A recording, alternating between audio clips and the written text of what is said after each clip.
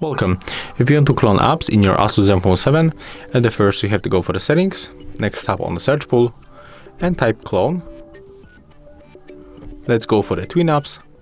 Here it is, so simply tap. And right now we can, for example, clone the Instagram application. As you can see, we have to wait a little bit.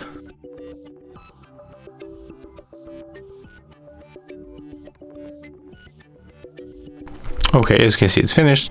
So right now, let's go here. Let's open normal Instagram application, and we are logged into our account. And let's try with this copy application.